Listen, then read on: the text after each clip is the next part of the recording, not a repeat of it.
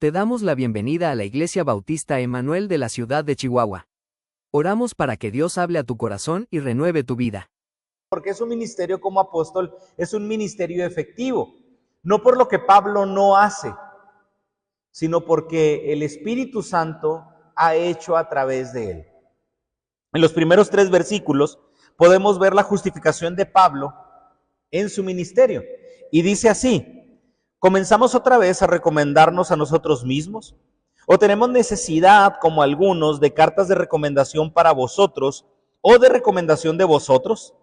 Nuestras cartas sois vosotros, escritas en nuestros corazones, conocidas y leídas por todos los hombres, siendo manifiesto que sois carta de Cristo, expedida por nosotros, escrita no con tinta, sino con el Espíritu de Dios vivo, no en tablas de piedra, sino en tablas de carne del corazón.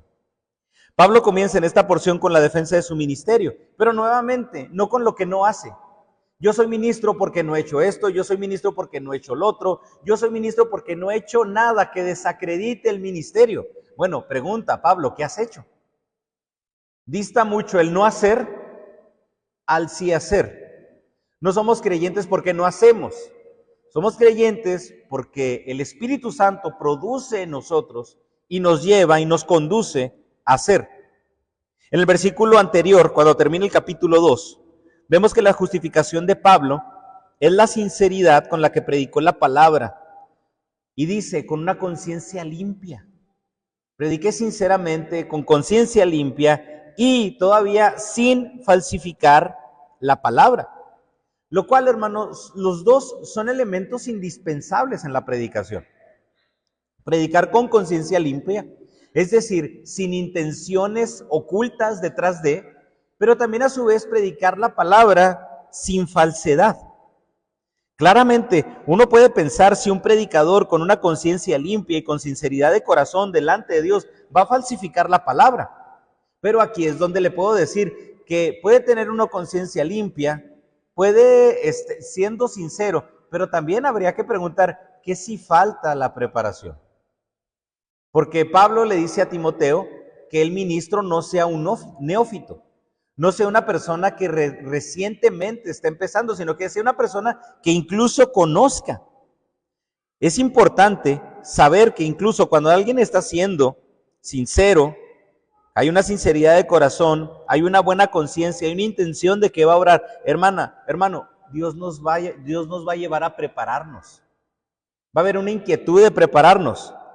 Pero fíjese, creo que muchos de nosotros conocemos casos de falsos maestros, de apostolobos, de personas que tergiversan la palabra de Dios con toda premeditación, alevosía y ventaja.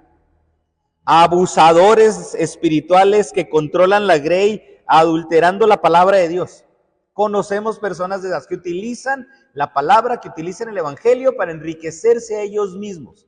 Ahí está viendo incluso una falta de sinceridad, una conciencia sucia y luego aparte de eso una falsedad en la palabra. Pero fíjese, también me ha tocado y he podido convivir con personas con buenas intenciones, pero con muy poca preparación teológica, que muchas veces se dejan llevar por las emociones. ¿Y qué cree? También la palabra de Dios es alterada. La persona puede tener muy buenas intenciones, pero ¿qué pasa también incluso cuando no está preparado? Hay que tener cuidado porque por más que la persona tenga buenas intenciones, se puede estar predicando un evangelio falso. Y ejemplos le puedo poner muchos. Aquí Pablo está diciendo, he predicado la palabra verdadera, sin falsedad, y luego aparte de eso, con buenas intenciones y con conciencia limpia. Hermano, es algo que no debe de faltar en un ministro. Es algo que no debe faltar en nosotros, incluso también cuando escuchamos la palabra. Escucharla con una conciencia de que queremos de que Dios sobre en nosotros, pero también saber que estamos acudiendo a maestros que nos van a encaminar a un mensaje bíblico, a un mensaje basado en lo que Dios quiere decir, para que también el Espíritu Santo obre en nosotros. Y pongo estos dos casos, porque en uno hay malas intenciones y en el otro hay buenas intenciones. Sin embargo, la palabra puede ser falsificada a pesar de. No basta solamente con la sinceridad del corazón. Un siervo temeroso de Dios predicará la palabra de manera fiel. Y cuando la palabra de manera fiel sea predicada de manera fiel, como Pablo termina el capítulo 2, ¿cuál será el resultado? ¿Cuál será la consecuencia de un evangelio fielmente predicado? ¿Cuál será esa consecuencia? Pablo, en el capítulo 11, versículo 5, y en el capítulo 12, versículo 11, habla de aquellos grandes apóstoles. En esta segunda carta, había personas que para defender su ministerio llegaban con sus cartas de recomendación. Llegaban con sus cartas que los recomendaban a ellos y que los avalaban. Y que posiblemente estos grandes apóstoles, porque es lo que son las palabras que Pablo utiliza, estos grandes apóstoles le pedían a Pablo sus credenciales. A ver, hombre, ¿cuáles son tus credenciales? Y Pablo las dice en Filipenses. Circuncidado de la tribu de Benjamín, de aquí, de allá, y esto y lo otro. ¿Y qué dice Pablo? Todo esto lo tengo por basura por amor a Cristo. Es decir, las credenciales muchas veces nos sirven únicamente para aumentar nuestro ego. Es importante esto. Ustedes me han escuchado hablar mucho del hermano Ryan Chang. Este hermano muy preparado, creo que es la persona más preparada que conozco en cuestiones teológicas. Y el hermano menciona que una ocasión estaba en su casa y se dio cuenta de que había una caja que decía basura. Y que se asoma el hermano a la caja donde decía basura y estaban todos sus títulos profesionales. Y va con su esposa, la hermana Elsie, y le pregunta por qué sus títulos estaban ahí. Y la hermana le dijo, porque esos títulos te alejan de la palabra de Dios.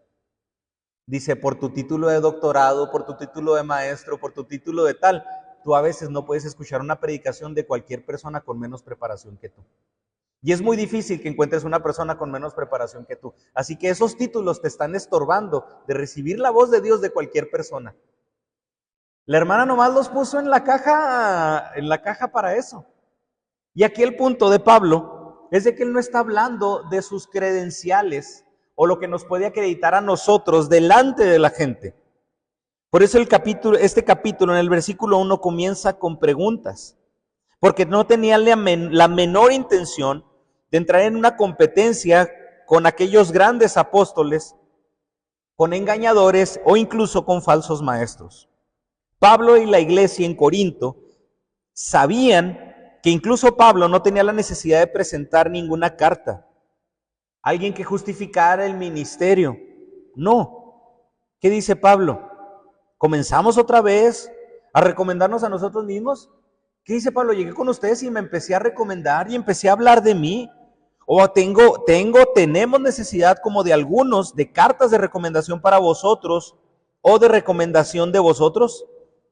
Pablo dice que no, y Pablo sabía de que si alguien llegaba a criticar o atacar su ministerio, estaba confiando en lo que provocaba también su conciencia limpia y la palabra que predicaba. Si alguien atacaba a Pablo, ¿qué decía Pablo? Tengo una conciencia limpia y no he alterado la palabra.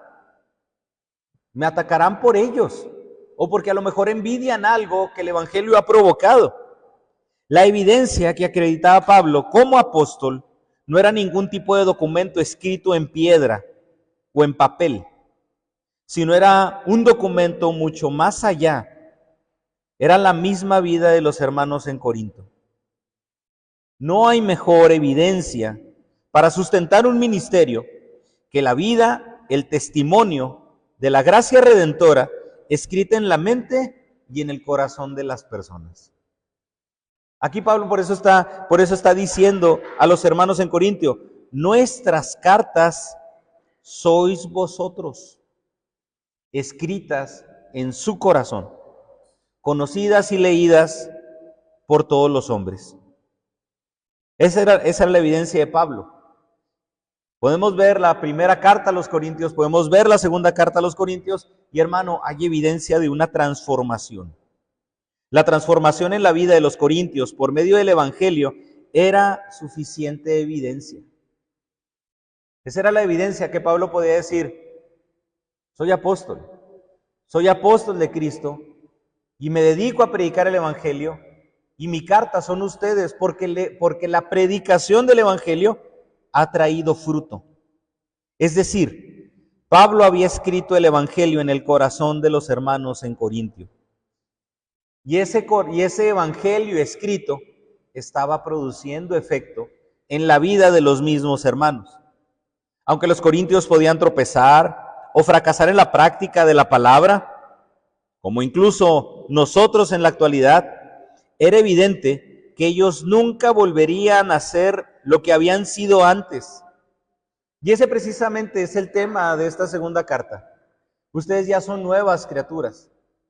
Ustedes ya son personas renovadas, ya son personas salvas, personas santificadas por el mismo Evangelio y que el Espíritu Santo está haciendo la obra en ustedes. Hermano, entendemos que cuando vamos a la palabra de Dios podemos decir que Dios nos ha salvado. Podemos corroborar nuestra salvación, podemos saber que también Dios está haciendo una obra en nosotros. Pero hay pasajes que cuando los leemos decimos, ay Señor, todavía me falta. Cuando leemos el Sermón del Monte y decimos, perdonad a aquellos a los que nos han hecho daño, como habíamos compartido anteriormente, dice uno, esto no lo puedo hacer por medio de mi propio esfuerzo. Pero hay pasajes en los que uno dice, qué bueno que Dios me ha sacado de ahí. Entendemos la salvación y entendemos que Dios sigue trabajando con nosotros. Ellos no volverían a ser los que habían sido antes. Y creo que como muchos de nosotros, hace rato estaba platicando con una persona, independientemente de la postura de que si la salvación se pierde o no se pierde, yo le decía, ¿tú serías capaz de pedirle a Dios que te quite la salvación? ¿Tú serías capaz de decirle a Dios que no quieres que Dios sobre en ti? Pues claro que no, hermano. Todos aspiramos a que Dios haga una obra en nosotros, a que esa salvación no solamente se quede así como estamos, ¿verdad? Bajados del cerro a palos con todo y ramas. No, queremos que Dios vaya obrando. Y por eso es bueno utilizar el término, y es sano, el término nuevo nacimiento. Usted, los que tenemos hijos aquí, usted no niega que son sus hijos. Ustedes no niegan y no negamos que son una vida. Pero ¿qué decimos? Le falta madurar. Necesita madurar y llegará un tiempo en el que será autónomo y que será autosuficiente. Pero no dudo de que es mi hijo desde el momento en el que nació hasta el momento en el que o yo parta a la presencia de Dios o no lo queremos, ¿verdad? Que primero Dios llame a nuestros hijos a su presencia. No somos los que éramos, pero sí somos salvos por Cristo. Somos sellados por el Espíritu Santo. Y este pasaje nos habla de que Dios nos va a transformar a la imagen de su Hijo. Los corintios eran evidencia de la gracia de Dios. Sus vidas eran leídas por no creyentes de Corinto. Ellos eran un evangelio que proclamaba la salvación y la santificación en Cristo. Se menciona que había un momento en el que a los cristianos se les llamaba los evangelios. No los evangélicos, los evangelios. Y usted puede leer el evangelio, puede leer los que se denominan los sinópticos, Mateo, Marcos y Lucas. Usted puede leer el evangelio de Juan, y cada uno de los evangelios relata diferentes historias. Hay historias que vienen en los 4 evangelios, hay historias que vienen en algunos evangelios solamente. Y usted puede decir, es que son diferentes evangelios. No, es el evangelio según Juan. Y los 4 evangelios nos conducen al mismo resultado, a someternos a Cristo. Y aquí hay diferentes evangelios, hermano. Está el evangelio de Alfonso y está el evangelio de usted. ¿Y de qué se trata? De que el evangelio de Alfonso y el evangelio de usted lleven a las personas al mismo resultado, a un sometimiento y a una rendición y a un reconocimiento de Dios como Salvador. Pablo está diciendo eso, ustedes son escritas esas cartas. El evangelio está escrito en ustedes y ustedes son cartas abiertas que las personas leen. Pablo confiaba en que el evangelio de Cristo estaba escrito en la iglesia en Corinto. No había necesidad de que él se recomendara a ellos y de andar diciendo miren o convenciendo. No, había una evidencia, un evangelio transformador por medio del poder del Espíritu Santo. ¿Cómo podemos corroborar, hermano, un ministerio? Precisamente así, almas renovadas, personas siendo santificadas, personas siendo transformadas por el poder del Espíritu Santo a través de la palabra de Dios. En los siguientes versículos, esto nos debe llevar a que oremos para que Dios levante ministros que escriban el Evangelio de Cristo en los corazones de la gente. Necesitamos, hermano, urgentemente que Dios levante ministros. Y es una oración que personalmente tengo, porque yo les lo he comentado con algunos hermanos y les digo, me da miedo, soy de los pastores jóvenes. Tengo 42 años, pero cuando yo estaba joven, que tenía 15 años, los pastores que ahorita están más grandes tenían menos edad que yo. Pastores de 23 años, 24 años. Y uno puede decir, gloria a Dios, que Dios llame hermanos jóvenes de esa edad. Hermano, pero no vemos que estemos también incluso preparando pastores, preparando siervos. Oremos para que Dios levante, porque incluso es bíblico, lo dice Mateo. Pidamos al Señor de la mies que envíe obreros a su mies. Y agradezcamos también a la vez a Dios, porque Dios ha levantado ministros que han escrito el Evangelio en nuestras vidas. Hace algunas semanas se acerca conmigo un joven en la escuela y para pedirme un consejo, y el joven es cristiano, y le dije, ¿sabes qué? Creo que aquí lo más sabio que te puedo decir es que no debes hacer nada. Aquí lo más prudente es no hacer nada. Y me acordé de un mensaje, de un punto de un mensaje predicado por el hermano Gilberto Gutiérrez. El mensaje se llamaba La poderosa y dinámica acción de no hacer nada. Medio contradictorio, ¿verdad? Y le digo al muchacho, le digo, ¿sabes qué? Mira, me estoy acordando de esto, del no hacer nada, de la importancia. Y dije, voy a ver si si tiene el hermano en YouTube esa predicación. No tenía la predicación, pero tenía un devocional. 10 años después, lo compartió ese devocional hace 10 años. ¿Y qué cree, hermano? Aún así, siguió escribiendo. Hermanos, hay personas que han escrito en nosotros el Evangelio. Agradezcámosle a Dios por ellas, pero también a la vez, qué bendición que nosotros también podemos ser alguien que escribe el Evangelio en la vida de otro. Esa es una evidencia también de que Dios está obrando en nosotros. Un Evangelio que ha sido escrito en nosotros, pero también eso no nos quita ni deja de lado que nosotros también podemos escribir el Evangelio en la vida de los demás. Esa es la carta. Esa es una de las formas en las que podemos decir, ¿qué hace un hijo de Dios? ¿Qué hace un hijo de Dios? Un hijo de Dios escribe. Claramente me da gusto ver que cuando estamos compartiendo, estamos predicando, casi todos estamos escribiendo. Y estamos escribiendo lo que Dios nos está diciendo a nosotros por medio de la predicación. Pero hermano, qué bendición que un creyente escribe en el corazón de otro. No es lo que no hace. Pero entonces, ¿qué hace un creyente? Escribe el Evangelio en el corazón de otras personas, así como alguien también escribió el Evangelio en nosotros. En los versículos del 4 al 6, vemos que un creyente encuentra que el Evangelio nos hace competentes en Cristo. El Evangelio escrito en nuestros corazones nos hace competentes en Cristo. Esta porción es importante porque uno de estos versículos es utilizado por algunas doctrinas para invitarlos casi a que no estudien la Biblia. Versículos del 4 al 6 dicen, y tal confianza tenemos mediante Cristo para con Dios.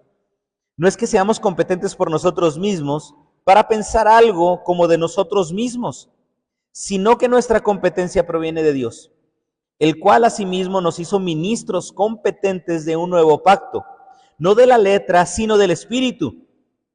Porque la letra mata, mas el Espíritu vivifica. Y muchos dicen, es que no estudies tanto, porque la letra mata, ¿verdad? Primera de San Ignorantes 1:1. No, hermano, estudie. ¿Qué quiere decir esta porción? Obviamente lo vamos a explicar, pero lo primero es eso. no somos competentes por nosotros. Y si es un peligro el decir que la letra mata en una de las aplicaciones. Porque ¿qué pasa cuando una persona sabe demasiado? Esa persona está siendo competente por ella misma. Y ese es el punto. No que seamos competentes por nosotros mismos, porque no somos competentes por nosotros mismos. Si lo llegamos a hacer, es por Cristo. Y peor aún, hay una gran diferencia entre ser competente y ser competitivo. Una persona competitiva compite con otro, queriéndole demostrar al otro que es mejor. Hermanos, tampoco somos competitivos, ¿eh? No estamos compitiendo con nadie. No estamos compitiendo con otro creyente, con otro pastor, con otra iglesia, con otra denominación. Somos competentes y capaces en Cristo. En estos versículos Pablo menciona que la base de su confianza no está en él. No está en una carta que él puede decir presumiendo todo lo que tiene y todo lo que hace. Dios ha hecho capaz a Pablo como ministro del nuevo pacto. Más adelante se hará alusión al resplandor en el rostro de Moisés, en el caso del pacto y en el caso incluso de la palabra escrita. Pero la confianza que Pablo expresa aquí se refiere a la convicción de que Cristo ha sido formado en los corintios y ellos son un testimonio de su labor como apóstol. Él tiene esa convicción. Y esa convicción radica en que lo único que hizo Pablo fue predicar la verdad del evangelio basado en su llamado. ¿Qué es lo que hizo Pablo? Predicó el evangelio. ¿Y qué sucedió? Hubo fruto del evangelio predicado por la obra del Espíritu Santo.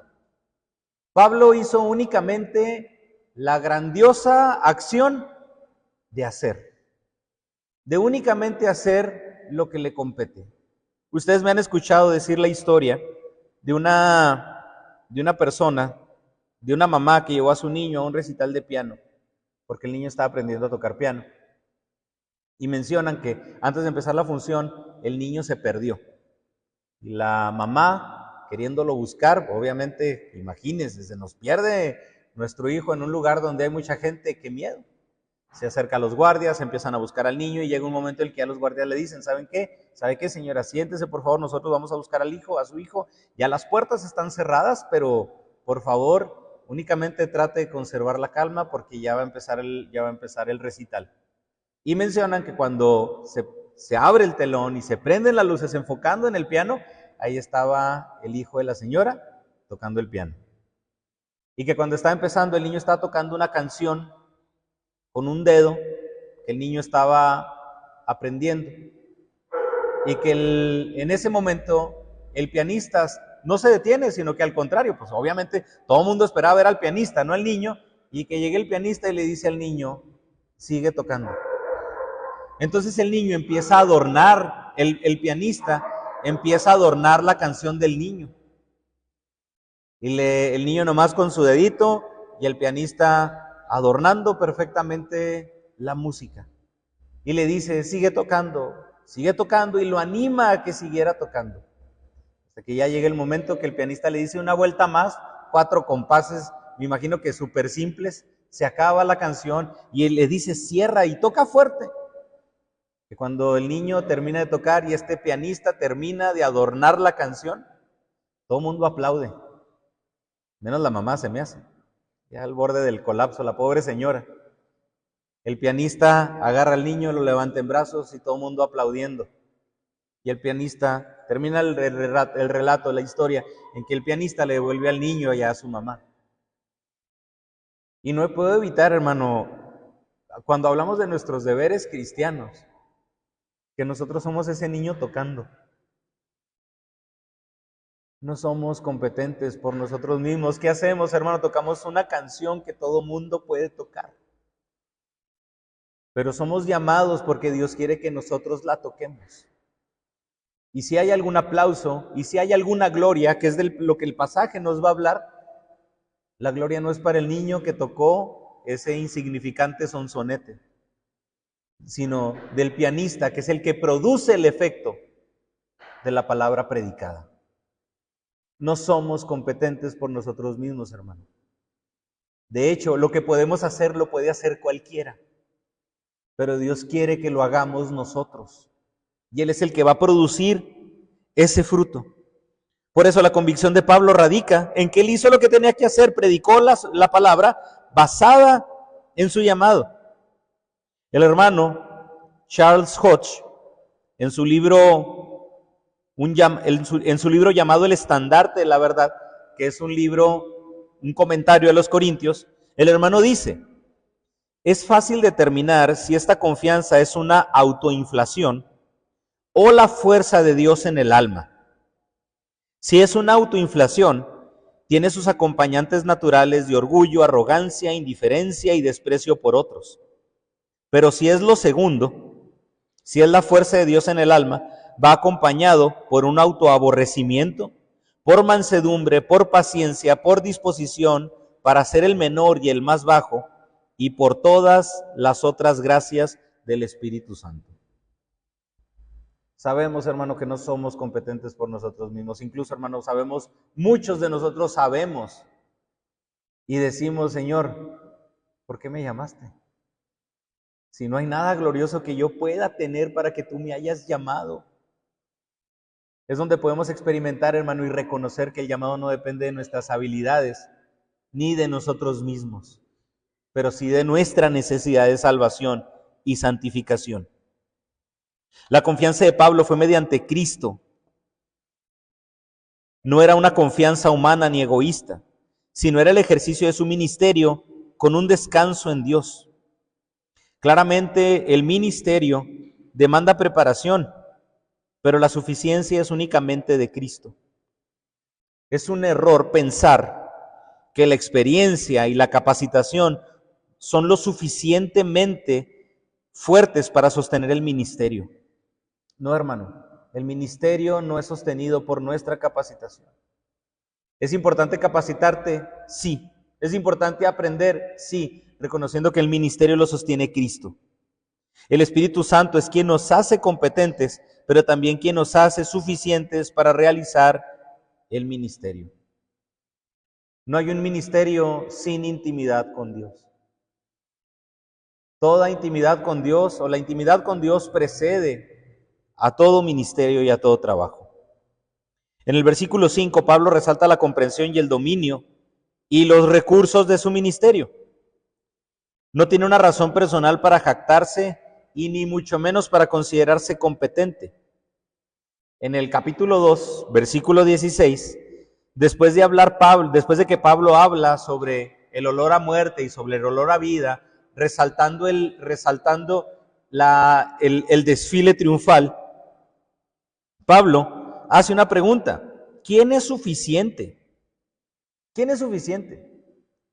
Y Pablo enfatiza, insiste, en que nuestra suficiencia es de Dios, el cual también nos ha hecho suficientes para ser ministros del nuevo pacto. Si hay algo, hermano, que hace el Hijo de Dios, es depender totalmente de Dios, sin dejar de lado sus responsabilidades. Depende totalmente de Dios sin dejar de lado sus responsabilidades. Si hay algo que me he topado en consejería muchas veces, cuando hablo con creyentes que vienen a consejería y que me pone a veces alerta, es la deficiencia del estudio bíblico. Es la deficiencia del devocional, la deficiencia de una vida de oración. Dice uno: ¿cómo te alimentas? ¿De qué te alimentas? Dice uno: bueno, sí voy a encontrar mi suficiencia en Cristo y entiendo que soy suficiente en Cristo, pero ¿cómo? ¿Cómo? Sí, nuestra suficiencia viene de Dios, pero eso no deja de lado nuestras responsabilidades, nuestros deberes como hijos de Dios. En la palabra de Dios, pacto se refiere a un acuerdo entre Dios y su pueblo, a diferencia de un pacto que se puede hacer entre iguales. Está constituido por ese ofrecimiento misericordioso de Dios y confirmado por el agradecimiento de su pueblo en respuesta y en el cumplimiento de sus obligaciones. Dios ofrece. ¿Qué hacemos nosotros? En agradecimiento cumplimos. Pablo es ministro de un nuevo pacto, en contraste con el antiguo pacto que podemos ver en Éxodo 19. Cuando Dios primeramente habla con Moisés y le dice, les vas a decir estas palabras, si cumples con este pacto, yo te haré una nación de sacerdotes. Posteriormente vemos que ese pacto fue grabado en piedra. Esos 10 mandamientos fueron grabados en piedra. Por eso es un pacto no de letra, sino de espíritu. Por letra se refiere al viejo pacto que fue grabado en piedra. Pero ahora es un pacto que no es grabado en piedra. Pablo ya dijo, vuestras cartas sois vosotros, escritas en nuestros corazones. Hermano, es un pacto grabado en nuestro corazón. Es un pacto grabado en nosotros mismos. Por letra se refiere a eso. Y el Espíritu caracteriza el nuevo pacto con una relación personal con Cristo. La piedra se refiere a la ley, hermano. Usted no tiene una relación con la ley. No tenemos una relación con la ley, no tenemos una relación con cuestión de cosas que no podemos cumplir. Tenemos una relación con Dios, íntima, personal, y que puede ser diaria y efectiva en cualquier momento. El Espíritu nos da y nos capacita para poder ahora sí cumplir un pacto que no ha sido escrito en piedra, sino un sello que ha sido puesto en nuestro corazón. Y es importante aquí, lo aclaro, detenernos un poco en el versículo 6, porque ya lo mencioné, que algunas doctrinas lo han utilizado con el afán de no estudiar a profundidad la palabra de Dios, sino dicen, es que únicamente basta con que vivas en el Espíritu, porque dice, la letra mata, pero el Espíritu vivifica. Así que tienes que vivir por el Espíritu. Pero la pregunta es, ¿dónde viene la relación con Dios? ¿Cómo saber que vivimos en el Espíritu? Hermano, tenemos que estudiar la palabra. No hay vida en Cristo sin la palabra de Dios. El Espíritu no nos puede vivificar si la palabra de Dios no está siendo algo constante y operante en nuestras vidas. ¿Cómo saber lo que Dios quiere hacer en nuestras vidas? ¿Cómo saber lo que Dios quiere transformarnos si la palabra de Dios no está presente? Entonces, es una contradicción, sino más bien esto es un pretexto para decir, pues con que no ore, pero con que no lea, pero si oro, y si canto bien fuerte, y si danzo, y si hago estas manifestaciones sobrenaturales, ahí está el Espíritu moviéndose en mí. Hermano, la verdad es que no. ¿Qué nos dice este pasaje? Pablo está hablando del ministerio del antiguo pacto basado en la ley y del nuevo pacto basado en el Espíritu. El antiguo pacto, ya lo dijimos, fue escrito en tablas. Ese pacto escrito en tablas conducía a la condenación. A diferencia del nuevo pacto escrito en nuestros corazones, que nos lleva a la justificación delante de Dios, pero también a una transformación. Cuando Pablo dice la letra mata, no está hablando del acto de leer o de estudiar la Biblia, sino que está hablando del sistema religioso basado en la ley, escrito en tablas de piedra, que es incapaz de dar vida eterna. Por eso dice, la letra mata. Si tú te estás fijando en la ley escrita en piedras, te va a matar. ¿Quién puede cumplirla? La ley no nos puede conducir a la vida eterna porque no la podemos cumplir. La letra se refiere a la ley de Dios dada en el sistema mosaico. ¿Y por qué la letra mata? Porque la letra revela el pecado, hermano. La ley revela nuestro pecado. Pero la ley, aunque revela nuestro pecado, no nos da poder para vencerlo. Porque nos revela la culpabilidad que tenemos, revela la culpabilidad del pecador y condena al pecador, porque la ley exige justicia. Y Santiago nos dice que si hemos fallado en un solo mandamiento, es como si ya hubiéramos quebrantado toda la ley. La letra mata, pero no produce, no es algo que se produce en el corazón. La ley obviamente es buena, pero el hombre es pecador. Por tanto, la ley termina siendo un instrumento de condenación. La letra mata no porque sea mala, sino porque el corazón humano está muerto y es incapaz de cumplir la ley de Dios. Porque el Espíritu vivifica. Pablo habla del nuevo pacto en Cristo. El Espíritu Santo regenera, y aquí es importante hablar del nuevo nacimiento, regenera. El Espíritu Santo escribe la ley en el corazón del hombre, y el Espíritu Santo capacita al hombre para obedecer. No es la letra información contra ignorancia, no es información contra ignorancia, es transformación interna contra un cumplimiento ritual religioso. El cumplimiento ritual de religioso, hermano, no nos salva, nos demuestra lo pecadores que somos. Cumplir la ley es tirarle pedradas a la luna. Nadie la va a llegar.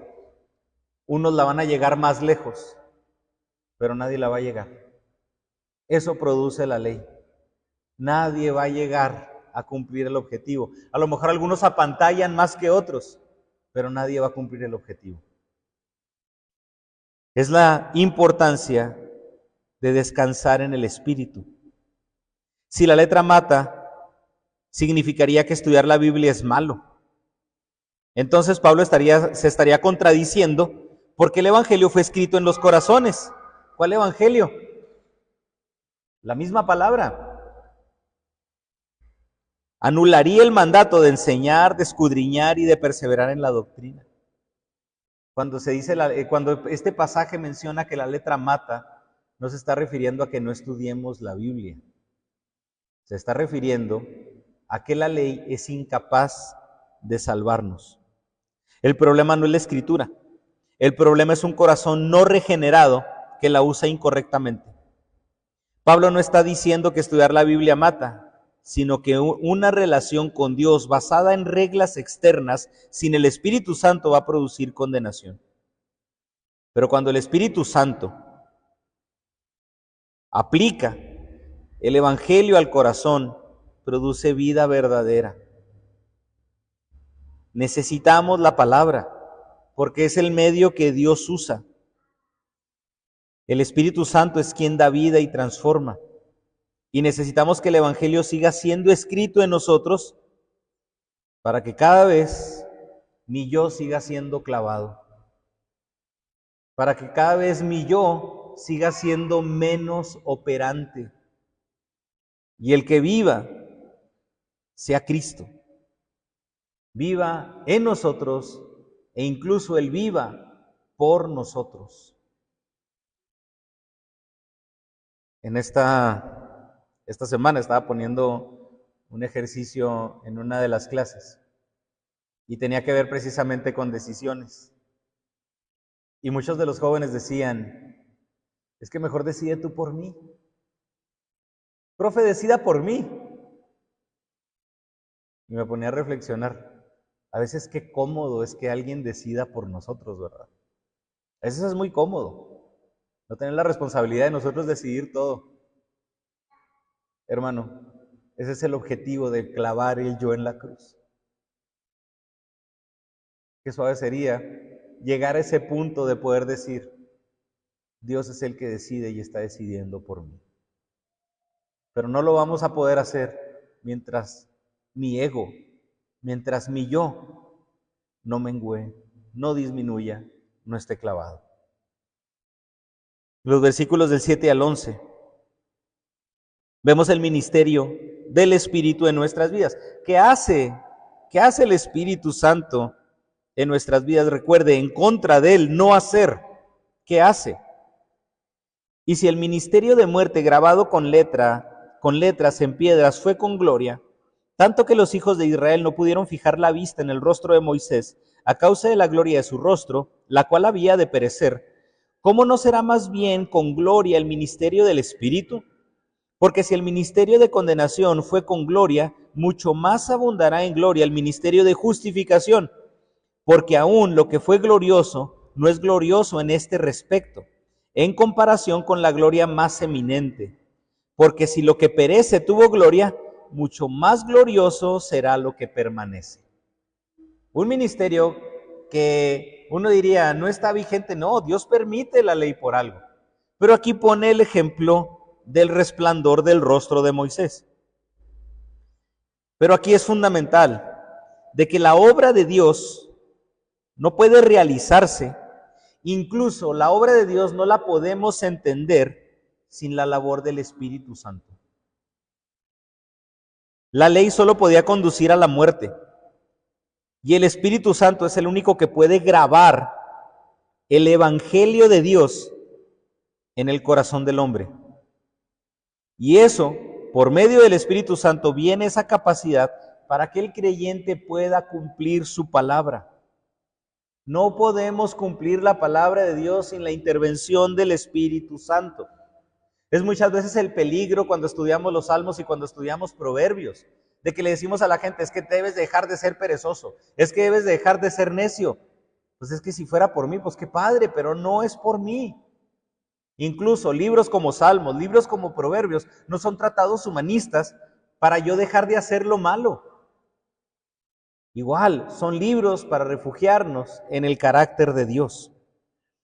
El ministerio de Moisés es caracterizado o fue caracterizado por el resplandor en su rostro. Sabemos que cuando Dios hablaba con Moisés y cuando Moisés descendía de la presencia de Dios, su rostro resplandecía y se tenía que poner un velo. Imagínense, ay caray, no, es el sudor, es la grasa reflejando la luz del sol. Aquí, esa característica del rostro de Moisés, Pablo la usa porque quiere enfatizar que así como el resplandor de Moisés fue por estar expuesto y recibir la revelación de Dios, el creyente debe de caracterizarse por ese esplendor del Espíritu Santo en su vida, porque el Evangelio ha sido escrito en nuestros corazones. Por eso dice, ¿cómo no será más bien con gloria el ministerio del Espíritu?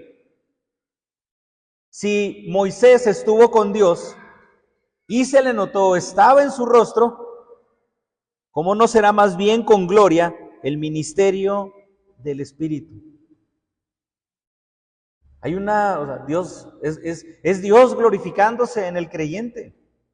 Dios manifestando en el creyente su obra. Fíjese lo maravilloso que está haciendo Pablo con los corintios. Hermanos en Corintios, se les nota. Oiga, hermano, pero la primera carta a los Corintios. Sí, ¿qué quiere decir? Que el Evangelio produjo fruto. Que la palabra de Dios produjo fruto, que la exhortación produjo fruto. Hermano, qué bendición cuando vemos que está sucediendo eso. Que una iglesia, que una persona está siendo transformada por el Espíritu Santo al ser expuesto a la palabra de Dios. Y dice, si el ministerio de condenación, es decir, la ley de Moisés, tiene gloria, porque hubo gloria en eso, mucho más el ministerio de la justificación. Calvino comentó lo siguiente, el oficio de la ley es mostrarnos la enfermedad, de tal manera que al mismo tiempo nos muestra que no tenemos esperanza de cura. El oficio del Evangelio es traer un remedio a aquellos que están ya sin esperanza, porque es más grande absolver al pecador condenado que condenarlo. ¡Wow! Y sí, ¿verdad? Es más fácil condenar. Qué curioso cuando se piensa que una persona tiene don de exhortación. Y no, esa persona no tiene don de exhortación, más bien tiene la manera de gritar y de poner culpa en la gente. ¿De qué sirve un don de exhortación si no nos lleva al remedio que es la gracia de Dios? ¿De qué sirve una exhortación que no nos lleva a refugiarnos en Cristo y que no nos lleva a refugiarnos en el Evangelio? Para la ley fueron necesarias piedras. Para la justificación, la sangre de Cristo. El ministerio de la justificación es revelado en el Evangelio de Cristo, para que la justificación nos lleve a la santificación. Es lo maravilloso, hermano. Dios nos justifica, pero también nos transforma. Dios nos acepta, pero no nos deja iguales. El Evangelio de Cristo es un evangelio que acepta al pecador, pero que también lo transforma a su imagen y semejanza. El ministerio del Espíritu Santo en nuestras vidas es un ministerio que permanece, un ministerio que no se desvanece, al contrario, un ministerio que va creciendo conforme Cristo se va glorificando en sus hijos. ¿Qué hace un creyente en contra del que no debe de hacer? ¿Qué hace un creyente? Se expone al Espíritu Santo para que el Espíritu Santo se siga glorificando en él. Para que el Espíritu Santo obre en él. No es un no hacer, es un ir delante de Dios, es un ir a la palabra de Dios, es obrar, es orar para que Dios esté obrando de una manera recurrente en nosotros. Por eso, fíjese, fue glorioso lo que sucedió en el Antiguo Testamento. Sí. ¿Es gloriosa la ley mosaica, hermanos? Sí, o sea, no estamos anulando la ley, no estamos diciendo que no sirve. Pero es más gloriosa la justificación de Dios en nosotros. No conozco persona que haya recibido la justificación de Dios y reniegue. Es gloriosa la justificación, porque también por medio de la justificación podemos acceder a la santificación. No hay santificación sin justificación. Es decir, una persona no puede ser perfeccionada en Cristo si no comprendió la naturaleza de su pecado. Si no ha comprendido que no puede salvarse por medio de su esfuerzo, no puede haber santificación si no hay justificación.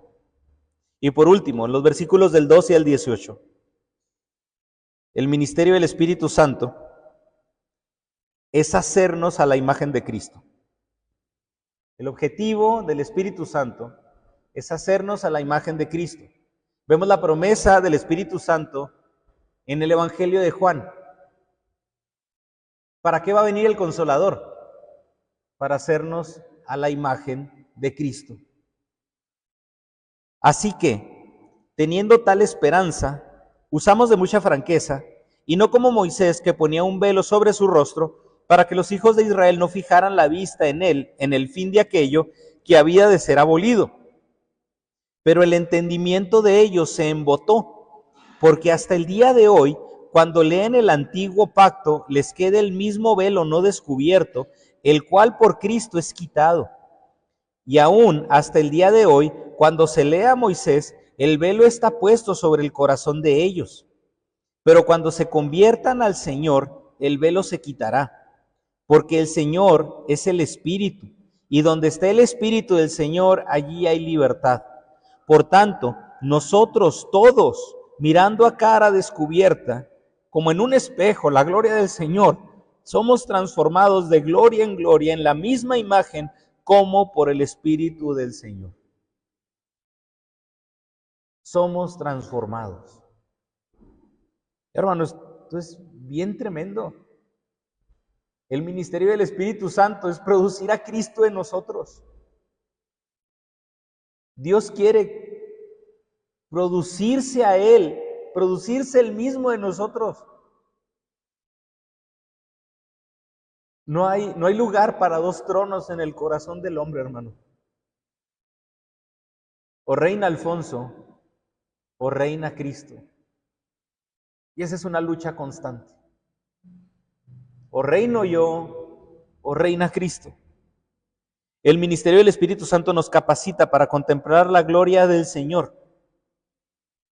para saber que Dios se está glorificando en nosotros y para saber qué áreas son las que incluso tenemos que seguir entregando a Dios para que se siga glorificando. Pablo explica que la sinceridad de su ministerio está basada en la esperanza que tienen una transformación para la iglesia. Aquí la sinceridad de Pablo no es crueldad. Aquí la sinceridad de Pablo no es culpa. La sinceridad de Pablo tiene como objetivo que la iglesia se refugie en la justificación, en la gracia y en el poder transformador de Dios.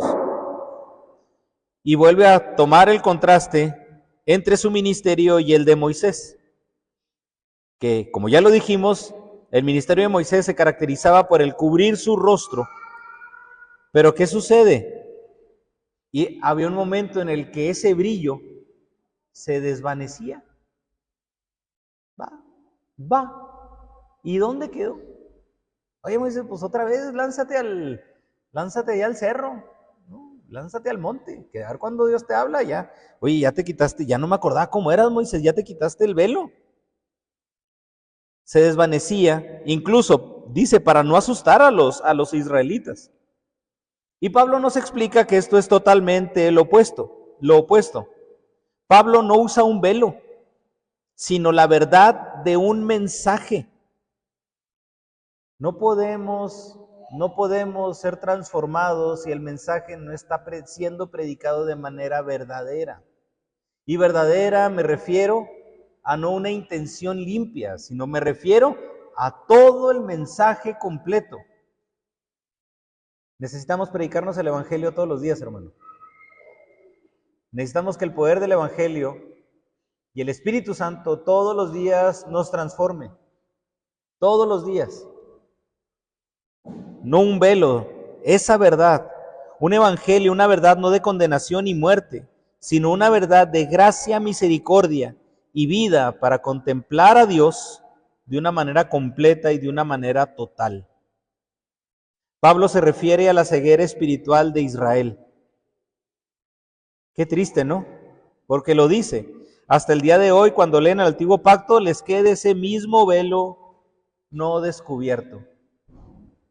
Ahorita que se acaba de terminar el mes del Ramadán, donde antes lo que hacen es tratar de cumplir la ley.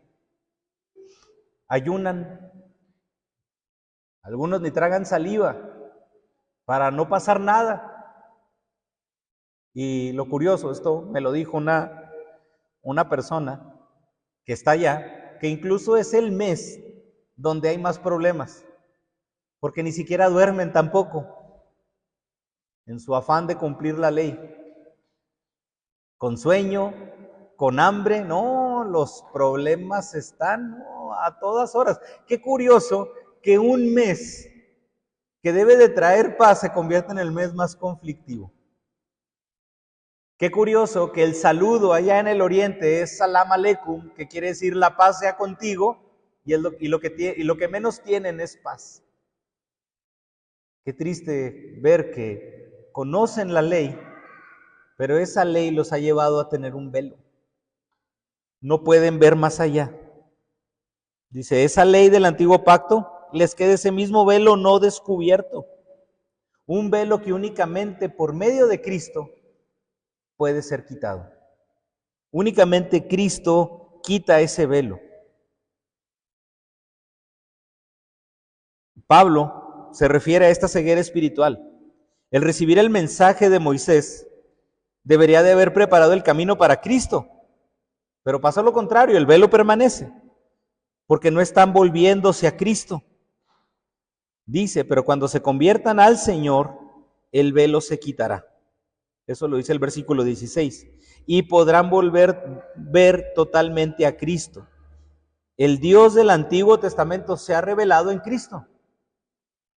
El objetivo de la ley no era para que la cumplieran, era para que se dieran cuenta de que no pueden ser salvos por medio del esfuerzo. Y es donde nos refugiamos en la gracia. No podemos ser salvos por medio de nuestro esfuerzo, hermano, eso lo entendemos.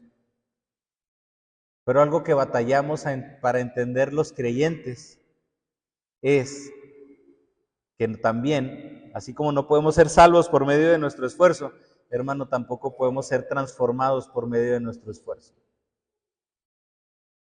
Y muchas veces nos frustramos y hacemos cosas para tratar de no hacer cosas. Y la misma frustración sigue porque lo seguimos haciendo en nuestras fuerzas. Hermano, la gracia de Dios incluye ese arrepentimiento para salvar, pero también ese arrepentimiento constante para santificarnos. Hermano, así como no puedes ser salvo por tu esfuerzo, no podemos ser transformados por nuestro esfuerzo. Y nuevamente necesitamos la gracia de Dios. Esa gracia que salva es la misma gracia que transforma. Los beneficios del nuevo pacto son traídos a los hombres por el Espíritu. El Espíritu está donde está Cristo. Y donde está el Espíritu, ahí está Cristo. Y donde está el Espíritu del Señor, ahí hay libertad. No se refiere, nuevamente, este pasaje no se refiere a que donde esté el Espíritu del Señor hay libertad. Que eso quiere decir de que a la hora de la alabanza, vámonos, hermano, habrá pista, ¿verdad? Y a brincar, y a gritar, y a lo que sea, ¿verdad? Porque cada cosa que hay, hasta el vómito santo, sacan unos. No, hermano, no se refiere a una libertad de expresión en el momento del culto. Se refiere a que ya no vivimos encadenados a la ley. A que ya no vivimos encadenados al yo tengo que hacer para que Cristo haga. Y a veces vivimos encadenados a eso, hermano. Porque pensamos que cuando pecamos, Dios ya no va a obrar. Y decimos, híjole, la volví a regar. Esta semana no voy a tener el favor de Dios. Nuevamente, hermano, vivimos encadenados a un sistema religioso. Donde ahí está el Espíritu, hay libertad, quiere decir que hay gracia. Pero es magnífico porque este mismo pasaje complementa todo. Porque entonces la gracia no la podemos ver como ese permiso para pecar, sino como las oportunidades que Dios nos sigue dando para que Cristo sea formado en nosotros. ¿No se le hace maravilloso eso? ¿No se le hace maravilloso que usted se equivoca? Y en vez de lastimarse, Dios ya no va a obrar, Dios nos dice, todavía tienes oportunidad y te estoy dando oportunidad para que sigas siendo como yo. Aquí está mi gracia, Alfonso, aquí está mi misericordia, pero también aquí está mi verdad. Sigues teniendo oportunidades para seguir siendo como yo. Hijo hermano, esto es magnífico. Porque la gracia de Dios entonces es ese refugio para yo nuevamente ir delante de Dios y seguirle pidiendo auxilio, porque en mis fuerzas yo no puedo ser como Él. Es seguir depositándome en Él para que Él se siga manifestando en mí y en su momento me haga como Él. Ahí hay libertad, libertad de la ley, libertad de las limitaciones del antiguo pacto. Ya no estamos limitados a rituales para la purificación, pero sí podemos ir en arrepentimiento para recibir la gracia de nuestro Dios. Podemos ir en confesión para ir a la gracia de nuestro Dios. La libertad de esta ley se obtiene por presencia del Espíritu Santo. Romanos 8, 1 y 2 dice, ahora pues ninguna condenación hay para los que están en Cristo Jesús, los que no andan conforme a la carne, sino conforme al Espíritu. Porque la ley del Espíritu de vida en Cristo Jesús me ha librado de la ley del pecado y de la muerte. Ninguna condenación, hermano, ninguna.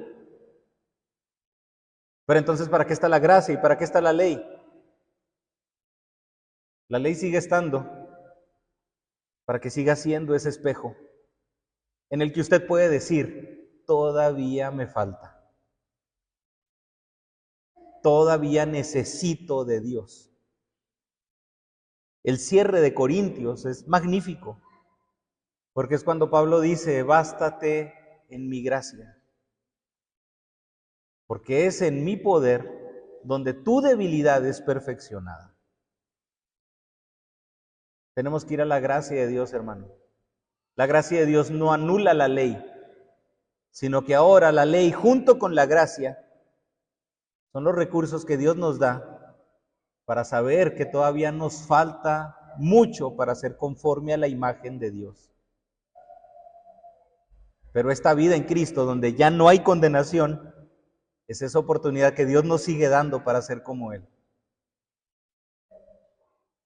todos los que están en Cristo, contemplando a cara descubierta, como en un espejo la gloria del Señor, somos transformados en la misma imagen de gloria en gloria, como por obra del Señor del Espíritu. Anteriormente solo Moisés podía contemplar la gloria de Dios, pero ahora el velo ha sido quitado de los corazones de quienes se han vuelto al Señor y pueden contemplar a Cristo. Y es magnífico, hermano, porque el velo se quita no solamente por el hecho de que Moisés sea el único que ya tenga acceso a Dios.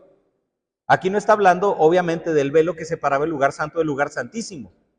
Pero qué maravilloso que por medio del sacrificio de Cristo, el velo que separaba el lugar santo del lugar santísimo, ese velo es rasgado, ese velo es quitado.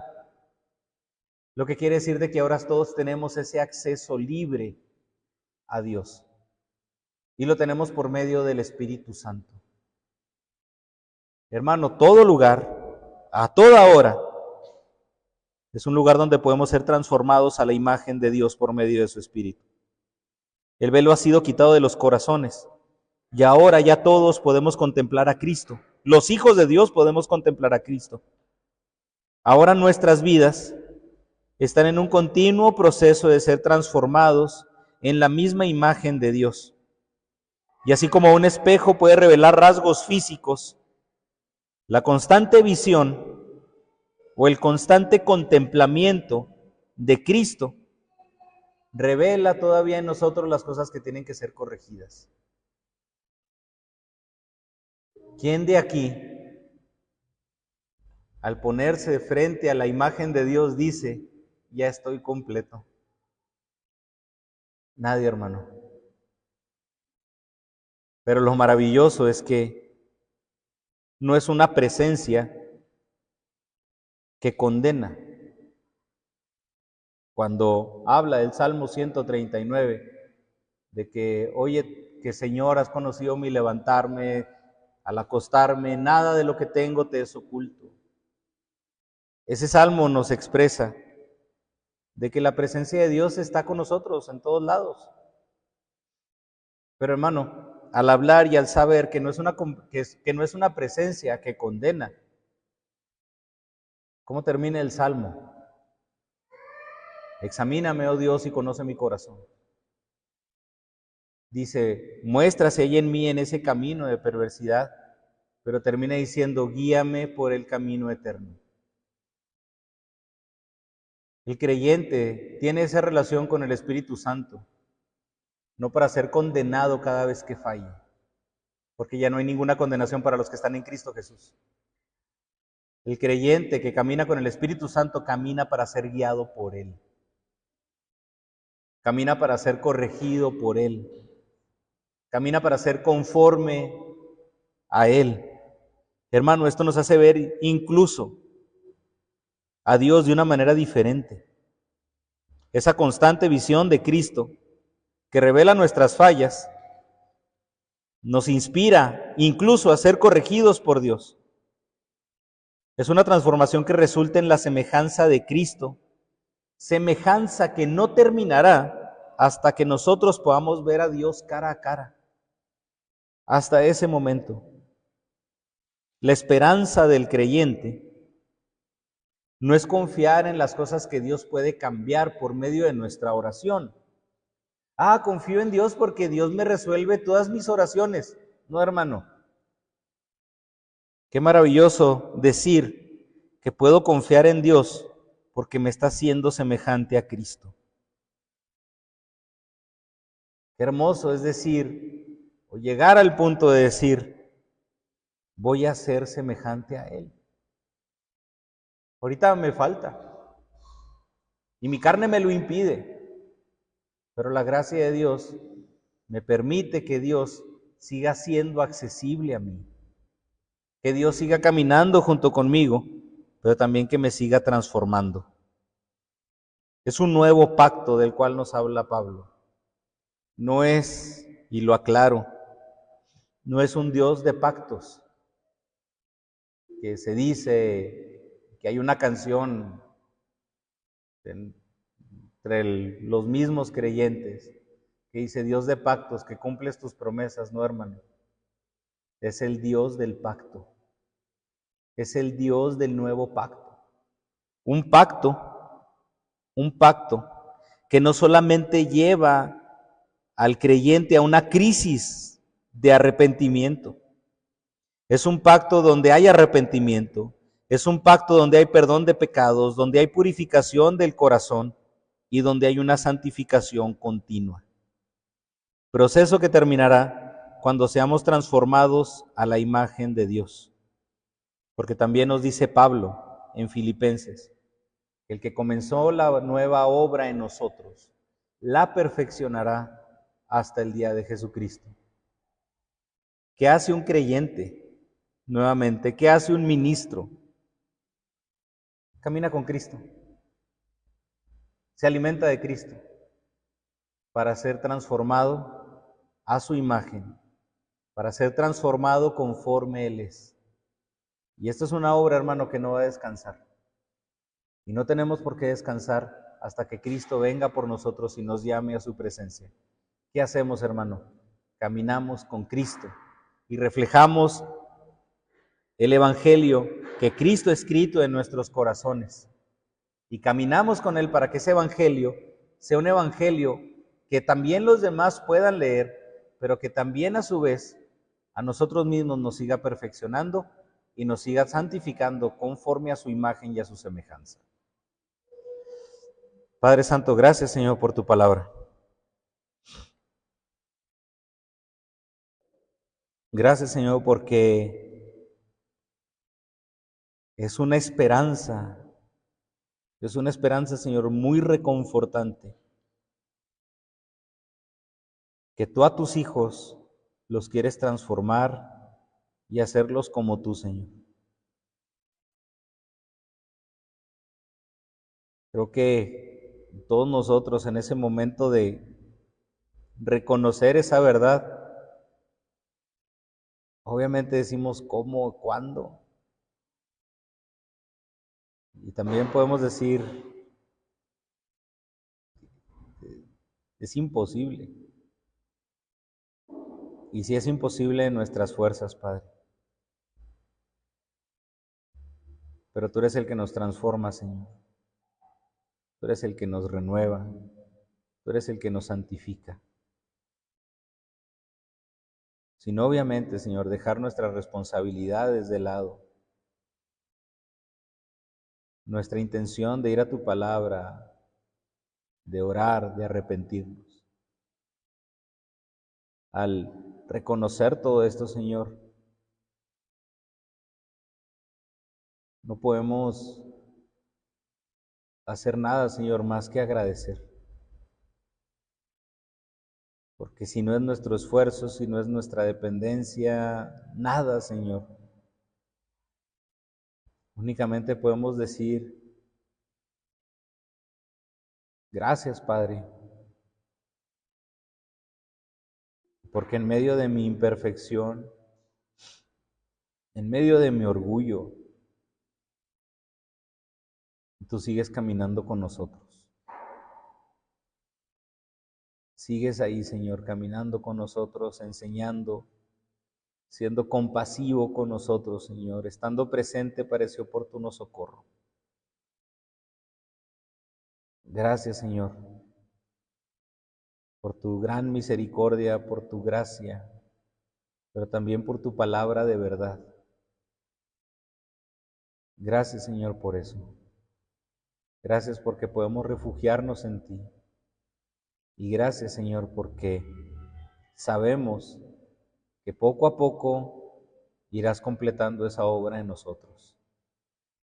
Gracias, Padre Santo, por esa esperanza que nos das, porque sabemos que no estamos desamparados, Señor, porque sabemos que no estamos solos, sino que en ti, Señor, podemos tener ese refugio, ese perdón de pecado, pero esa santificación, Señor.